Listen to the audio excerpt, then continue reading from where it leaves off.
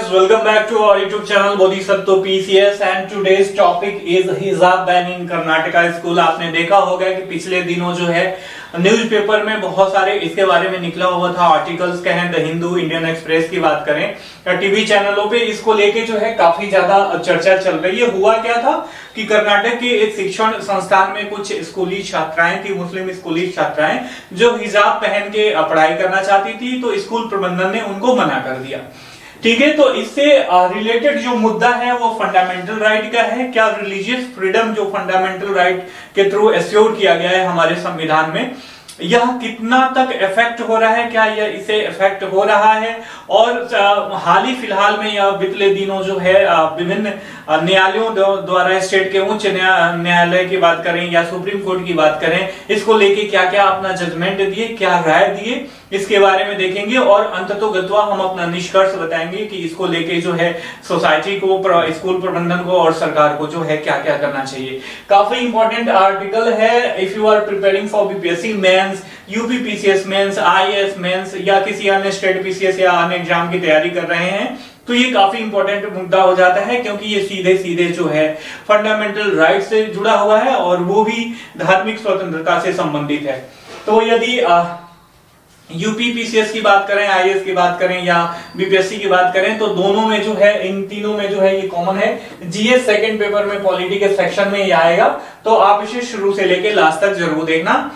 ठीक है, तो चलिए शुरू करते हैं। शुरू करने से पहले आपसे रिक्वेस्ट है, यदि चैनल पे नए हैं तो चैनल को सब्सक्राइब करके बेल का आइकन दबा दीजिए ताकि कोई भी लेटेस्ट नोटिफिकेशन आप तक आसानी से पहुंच सके।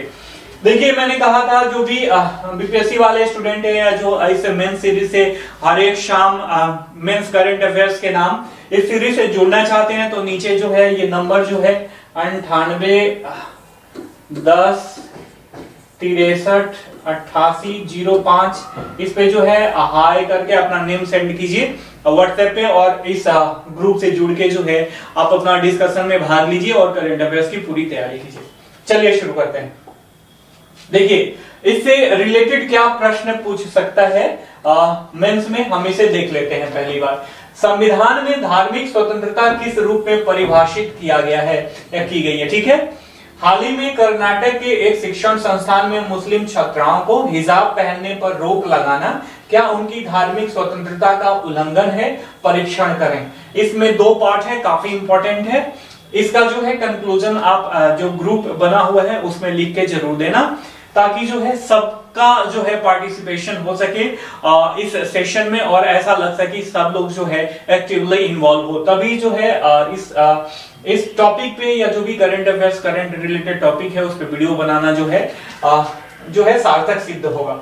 ठीक है, अब देख लेते हैं इसमें मुद्दा। मामला क्या है, मामला हमने देख लिया। कर्नाटक के 6 स्कूल छात्राओं का जो है हिजाब में प्रवेश बैन कर दिया गया था स्कूल प्रबंधन के द्वारा। अब देखिए कि संविधान के अंतर्गत स्वतंत्रता किस तरीके से एश्योर की गई है। जब हम संविधान की उद्देशिका पढ़ते हैं तो उसमें हमें पता चलता है कि भारत जो है एक धर्मनिरपेक्ष राज्य है। ठीक है, इसके साथ साथ संविधान के भाग 3 में जो टोटली फंडामेंटल राइट अर्थात मूलभूत अधिकार से, मूल अधिकार से जुड़ा हुआ है, उसमें अनुच्छेद 25 से 28 तक जो है धार्मिक स्वतंत्रता के बारे में पूरा विस्तृत तरीके से जो है चर्चा किया गया है। इसमें से इसमें जो है आपको यहाँ पे सब डिस्क्राइब करना है, एक एक आर्टिकल की 25 में क्या है, 26 में क्या है, 27 में क्या है, 28 में क्या है। ठीक है, जो मेन है 25, इसमें मैं डिस्क्राइब कर दे रहा हूं कि सभी व्यक्तियों को अंतःकरण की स्वतंत्रता है एवं धर्म के आचरण और प्रचार करने की आजादी है, लेकिन यदि सामाजिक व्यवस्था को, सार्वजनिक व्यवस्था को किसी तरीके से ठेस पहुंचती है या नैतिकता का प्रश्न उससे रिलेटेड होता है, अनैतिक कार्य यदि धर्म के नाम पे हो रहे हैं तो ऐसा नहीं किया जा सकता है। अगर किसी के सार्वजनिक स्वास्थ्य या खुद के स्वास्थ्य के विरुद्ध हो तो ये भी नहीं किया जा सकता है, और राज्य के हित के विरुद्ध तो बिल्कुल नहीं होना चाहिए। इस पे जो है रिस्ट्रिक्शन इन केस में जो है धार्मिक स्वतंत्रता पे लगाए जा सकते हैं। Here we have to describe the all article from 25 to 28। सारे आर्टिकल का जो है आपको डिस्क्रिप्शन देना है ताकि पता चल सके कि संविधान के अंतर्गत जो है धार्मिक स्वतंत्रता किस तरीके से और किस हद तक जो है परिभाषित की गई है। ठीक है, अब देख लेते हैं कि धार्मिक स्वतंत्रता को लेके जो है न्यायपालिका धार्मिक स्वतंत्रता को लेके जो है न्यायपालिका अभी तक क्या कही है और न्यायपालिका की नजर में जो है धार्मिक स्वतंत्रता क्या है। देखिए एसआर बोम्मई वर्सेस भारत संघ 1994 का यह केस है। इसमें एक वर्डिक्ट आया था कि धर्मनिरपेक्षता जो है संविधान का इंटीग्रल पार्ट है, बेसिक स्ट्रक्चर है और राज्य को जो है धर्म के मामले में तटस्थ रहना चाहिए।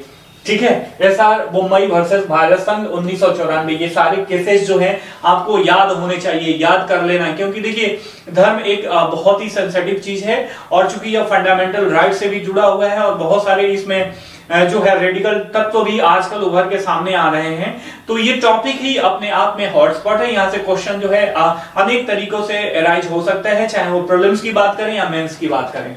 ठीक है, उसी तरीके से 1954 में शिरूर मत मामला आया था। इसमें सर्वोच्च न्यायालय ने कहा था कि धर्म शब्द में एक धर्म के अधीन सभी अभिन्न अंग आते हैं, उसके अनुष्ठान आते हैं, जो भी प्रथाएं हैं और प्रथाएं शामिल हैं। ठीक है, अनुष्ठान मतलब जो भी उसमें यज्ञ पूजा पद्धति जो भी है वो सब शामिल है।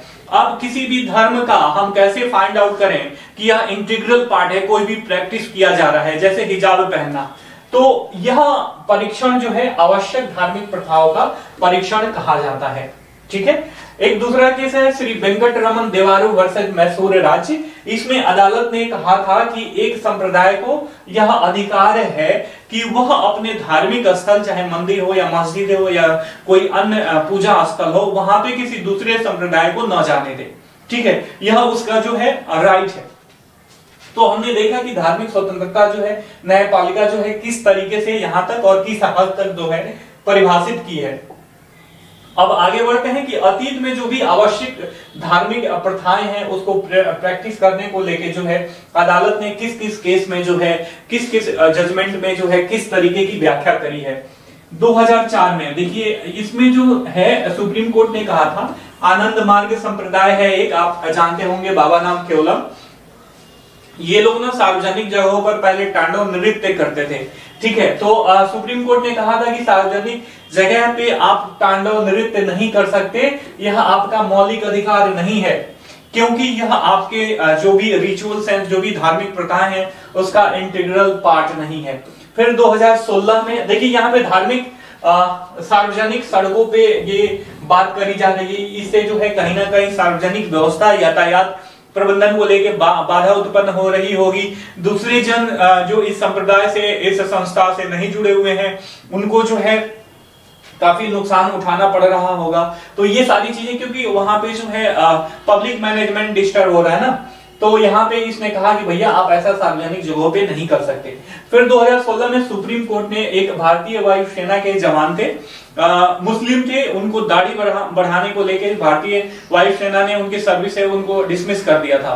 ठीक है, तो डिस्चार्ज कर दिया था। तो सुप्रीम कोर्ट ने इस जजमेंट को भारतीय वायुसेना के पक्ष में दिया, क्योंकि सुप्रीम कोर्ट ने इसे बरकरार रखा। ठीक है, इसको जो है भारतीय वायुसेना के पक्ष में दिया, क्योंकि भारतीय वायुसेना का जो रेगुलेशन है, आर्म फोर्स रेगुलेशन 1964, उसका एक पार्ट है 425, इसमें यह कह रहा है कि कोई सिख संप्रदाय को छोड़ के कोई भी व्यक्ति जो है दाढ़ी और बाल नहीं बढ़ा सकता। ठीक है, तो इसको लेके इसने कहा कि देखिए इसका अपना पार्ट है, अपने तरीके से भारतीय वायुसेना चलेगी, तो हम इसमें कोई हस्तक्षेप नहीं कर सकते। और चूंकि दाढ़ी बढ़ाना जो है मुस्लिम संप्रदाय का इंटीग्रल पार्ट नहीं है, तो हम कह सकते हैं कि भैया इनके फंडामेंटल राइट का कहीं भी कोई हनन नहीं हो रहा है। वहीं अगला केस है वीजो एमेनुअल वर्सेस केरल राज्य 1986 का।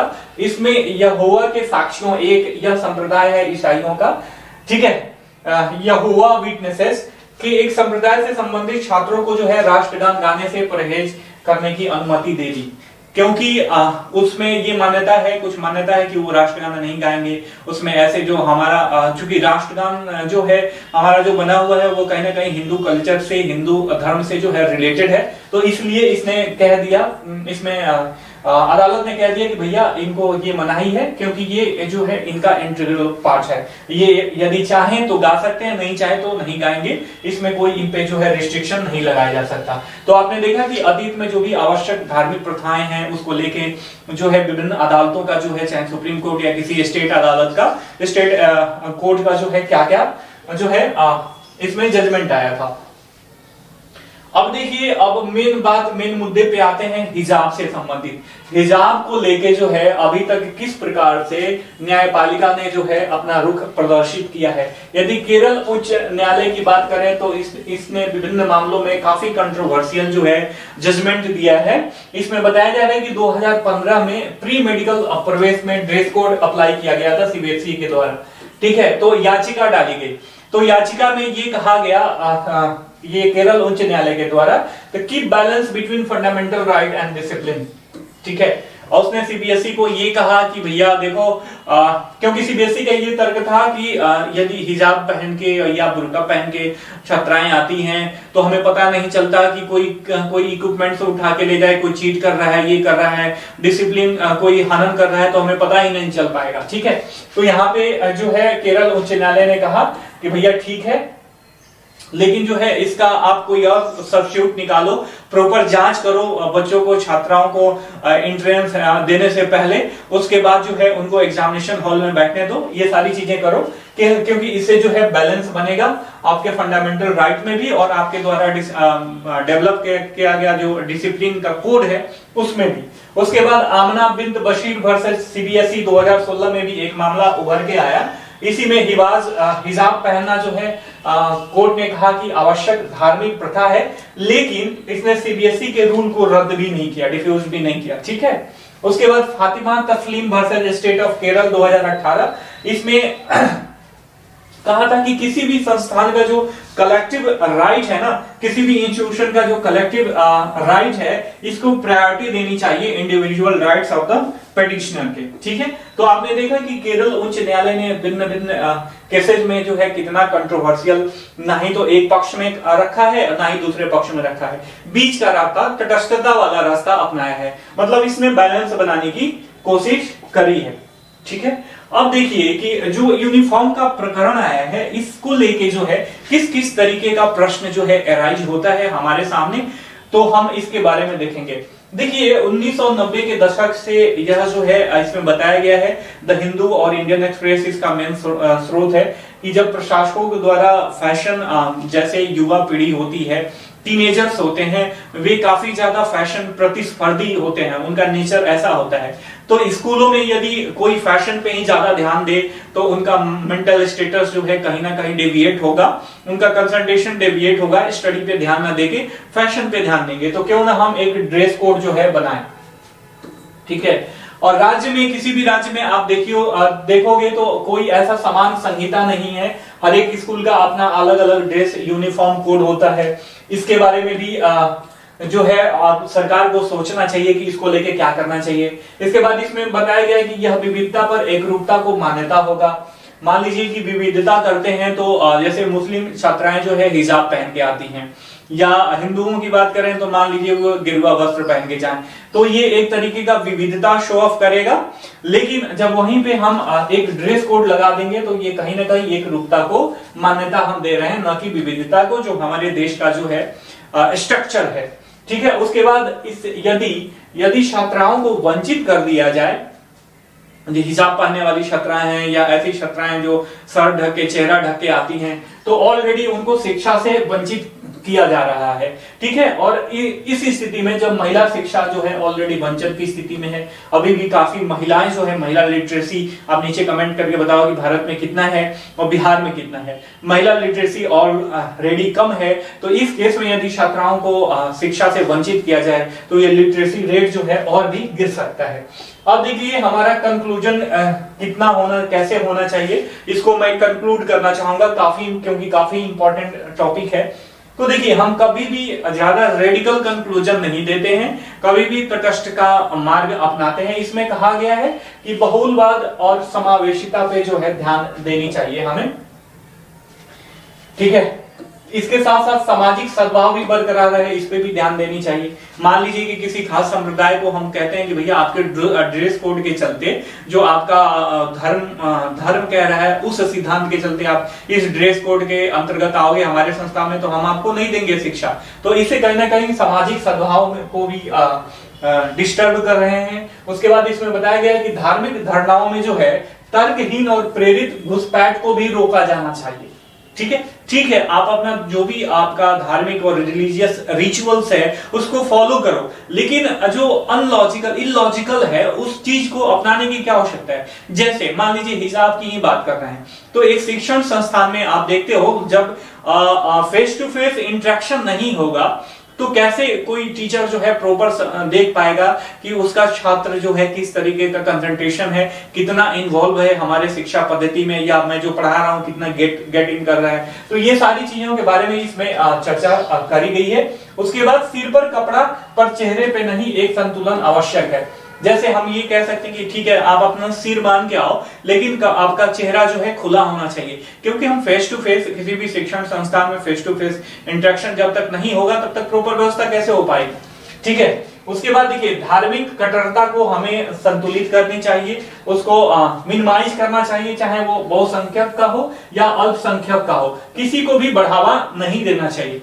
अंततोगत्वा धर्मनिरपेक्ष चरित्र को जो है इससे नुकसान पहुंचता है, तो सरकार को चाहिए कि इस पे विशेष ध्यान दे, और जो भी अदालत है, एपेक्स कोर्ट है, हमारा सुप्रीम कोर्ट है, उसको चाहिए कि इसको लेके जो है एक प्रॉपर गाइडलाइन विकसित करे।